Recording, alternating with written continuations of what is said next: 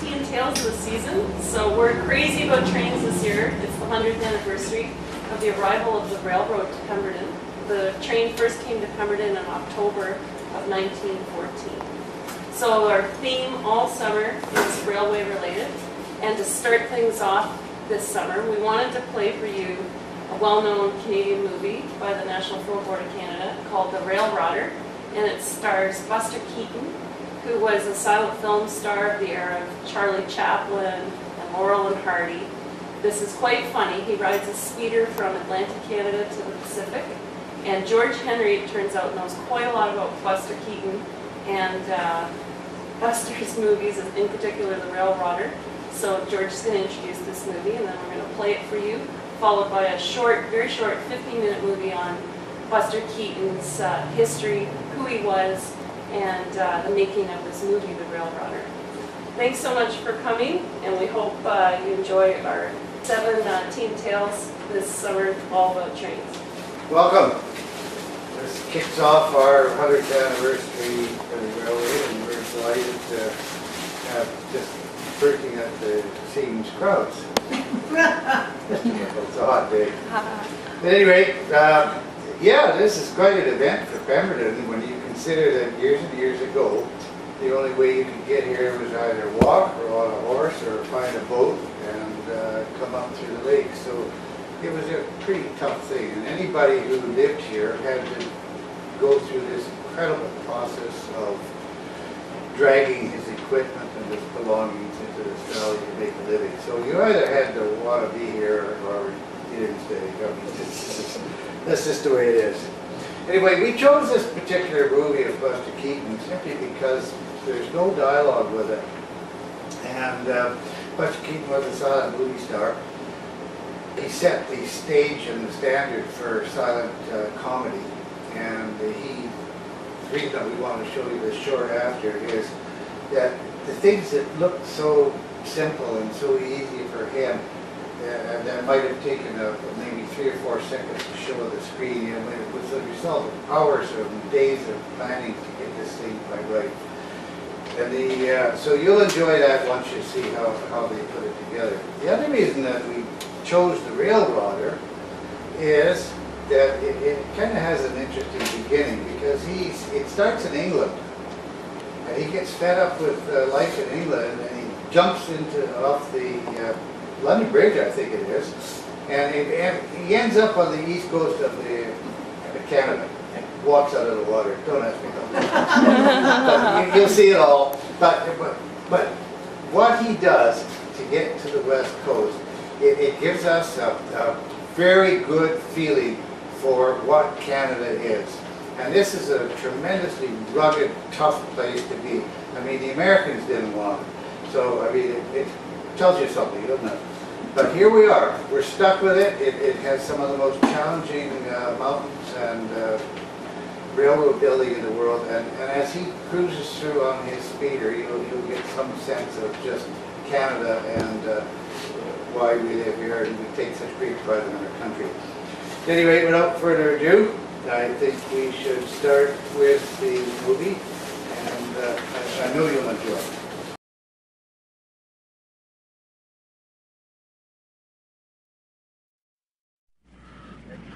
They weigh about 5 pounds each. These shoes are 11 and a half. I wear 7 and a half. So I got a lot of room in here. I think we should see the tracks. Right. I think we should maybe slightly wider. How about standing him in where you think he should be, Yeah, or somebody? Yeah, that's perfect. He was born in 1895 in the town of Pickaway, Kansas. Shortly afterwards, a cyclone came along and Pickaway, Kansas blew away. However, Buster Keaton had already decided that his future lay elsewhere.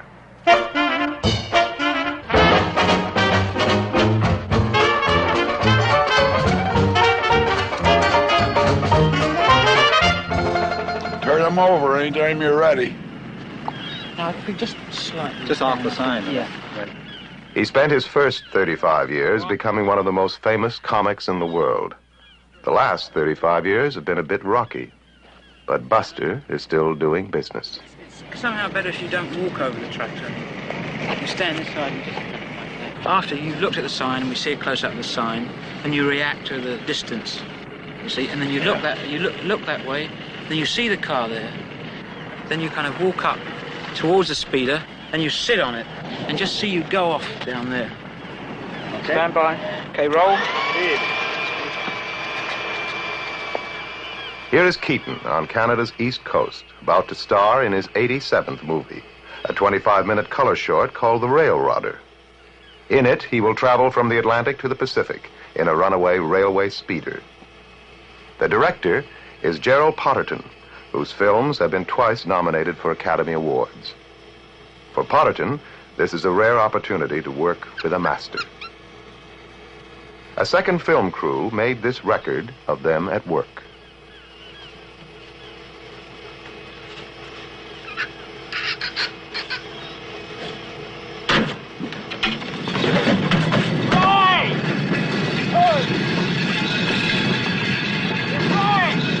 Come here! Come back here! Come here!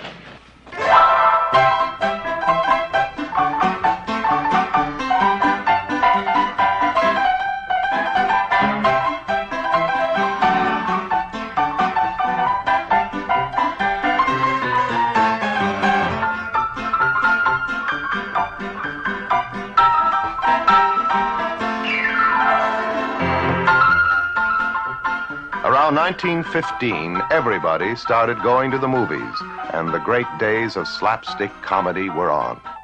There was Larry Seaman and Ben Turpin. There was Harry Langdon and lovely Mabel Normand. The greatest of them all was Charlie Chaplin, and next to Chaplin was the man in the horn-rimmed glasses, Harold Lloyd. There was Stan Laurel and Oliver Hardy and Mack Sennett's Keystone Cops. One of the cops was Fatty Arbuckle, and before long, Arbuckle was working on his own. In 1917, Arbuckle talks a young vaudeville comic into trying his hand at the movies. The young comic is Buster Keaton. This is Keaton's first picture. In it, he was hit by a bag of flour, bitten by a dog, and smeared with molasses. It seemed easy after vaudeville. Buster was in the movies. In vaudeville, Keaton had learned that the laughs came when he played it deadpan. So he brought the great stone face to the movies. On top of his deadpan, he laid the world's flattest hat. He was free of the vaudeville stage. He had all of Southern California to play with.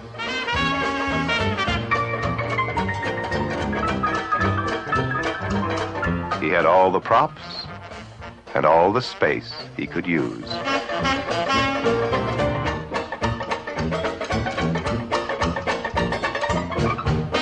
In the midst of chaos, he placed his still, silent face and proceeded to transfix a generation. They surround him with kindred spirits, give him his own studio, and let him run free. Soon, his pictures are grossing 10 times their cost.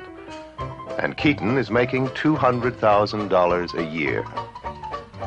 He has a stable of gag men and a press agent to churn out publicity stills, like this. He doesn't have the business sense of his friendly rival Charlie Chaplin, but that doesn't seem to matter when the whole world is laughing and you can spend $14,000 moving some trees from the front to the back of your house.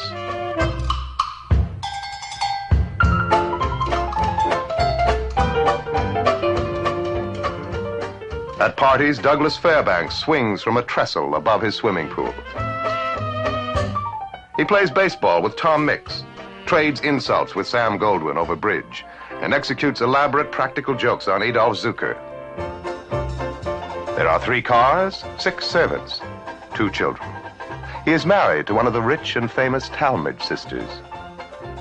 It is 1927, and Keaton is riding high. By 1933, his wife and children, his house, his money, and his job are gone.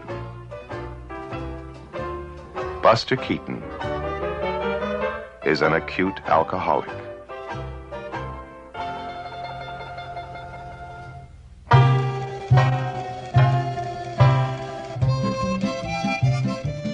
Today, he can again make films in pantomime. But when the talkies first arrived, you were expected to talk. And when Buster talked, it seemed to destroy his intensely silent style. Any chance he had was wrecked by bad scripts and mass production methods. By then, there was trouble with women and a bottle of whiskey a day. Somehow, Keaton hung on in the movies and picked himself up. Why don't you try? He churned out cheap shorts for Columbia Pictures and worked as a gag consultant for the big new comics at MGM. Hold it a second, Buster. We're just going to boost you up a bit. Through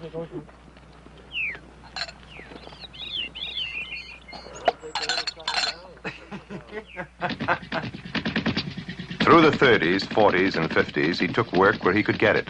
In European circuses, bad Mexican movies, Canadian burlesque houses. Then the air conditioning in a storage vault broke down, and the negatives to some of his greatest films were destroyed. But the great talent was still working, and he's again traveling first class. On this film, he has a private railway car, a chef, a steward, and a press agent. His drinking now consists of an occasional beer. His children and grandchildren are again part of his family, and he and his third wife, Eleanor, have been happily snapping away at each other for 25 years.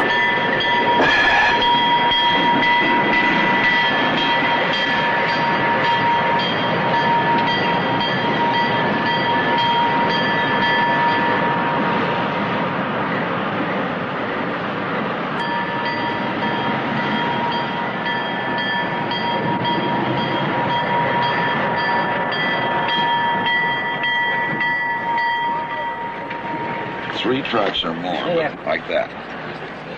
You're coming along this way, and an engine just with a caboose, with a big locomotive. Cameras behind you traveling with you.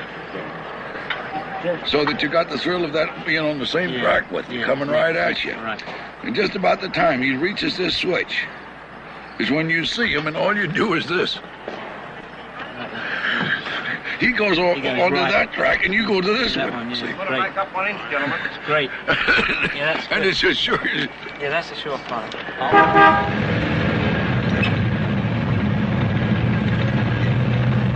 And I don't want you to worry about it. I'll miss him. Well, I'll worry about it if you worry about it, but if you don't worry about it.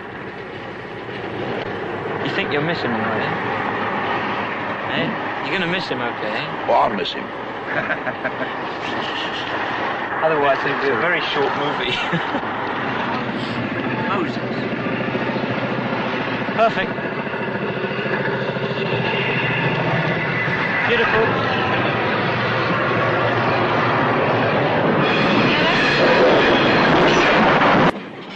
Well, I know the main reason they didn't want you going over the trestle with all wrapped up in newspapers and things. Said it was too dangerous. He says, who suggested the gags? He says, you did. He says, I generally know what I'm doing. I said, any time you're shooting gags or laying them out in advance, you so often are running into guesswork. Or maybe his way's better than doing it mine. And you try to sell yourself one way or the other because there is a certain amount of guess. Has to be. But every now and then, ain't no guesswork. This is one of them. And so, as has happened fairly often in the past 60-odd years, it is decided to do it Buster's way.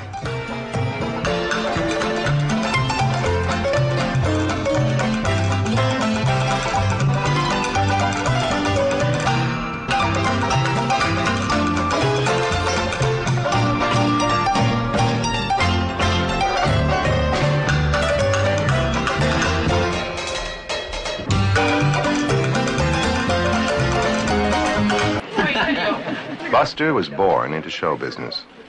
For most of his 70 years, his birthday has been a traveling event.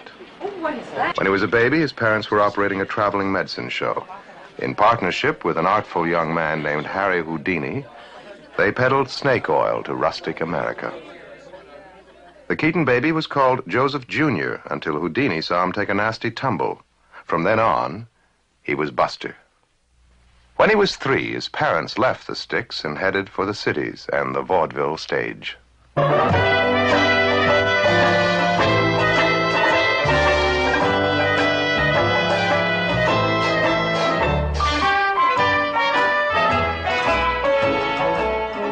2-a-day vaudeville was the national pastime.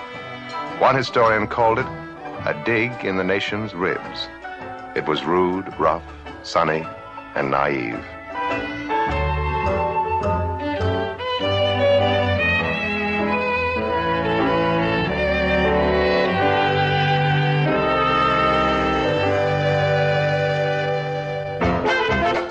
$1899, Doc Statter's Theater, Wilmington, Delaware. Buster Keaton, age 4, joins his parents' act for a children's matinee. The adults laugh as hard as the kids. Buster promises to sleep late in the mornings and is allowed to stay in show business. It is an Irish knockabout act, the roughest of its kind. It consists largely of Buster being punched, trampled, and thrown at the scenery. His father's right arm is twice as strong as his left from throwing Buster around. His mother is billed as the only lady saxophone player in America.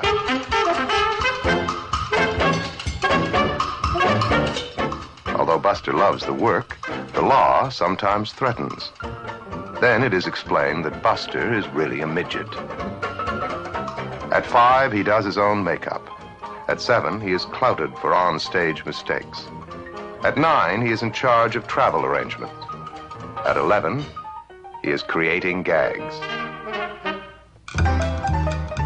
There were movies now, but they weren't taken seriously. Buster's dad says that nobody is going to put the Keatons on a bedsheet at 10 cents a throw. Vaudeville was the big time. The Keaton act would lay off while Mother had a baby. Buster would memorize 30 pages of dialogue and go on the legitimate stage as Little Lord Fauntleroy. For a while, the act grew with the family. But by 1916, it was breaking up. They had offended the powerful Martin Beck and were taken off the big-time circuit. Anyway, Mother Keaton preferred playing pinochle. Father Keaton was spending most of his time in the saloon, and little Buster was getting too big to throw around. He decided to try the movies and brought his family out to share the golden years in Hollywood. He always remembered where it all began. Through the years when he had the world by the tail, through the years of humiliation and despair, the spirit of the vaudeville stage, the spirit to entertain, and above all, to endure, has carried Buster Keaton into an active, graceful old age. Come on, you rounders, and gather you dear. Story I'm going to tell you about a brave engineer. Casey Jones was the gentleman's name, and on a 6-8-wheeler, boy, he won his fame. Pulled out the station with a big heavy train, kept on going till he struck the main. Switchmen knew by the engine's moan that the man at the throttle was Casey Jones. Casey was going at a terrible pace when 444 stared him right in the face. Turned to the fireman and said, boy, you better jump, 'cause 2 locomotives are going to. Casey said just before he died, there's 2 more roads I would like to ride. Fireman said, what can they be? It's the Southern Pacific and the Santa Fe. Miss Casey got the wire that Casey was dead. All the children cried so hard they wouldn't go to their bed. Mammy says, children, stop your crying, 'cause you got another papa on the Salt Lake line. Casey Jones, you got another papa. Casey Jones, he's on the Salt Lake line. Casey Jones, got another papa on the Salt Lake line.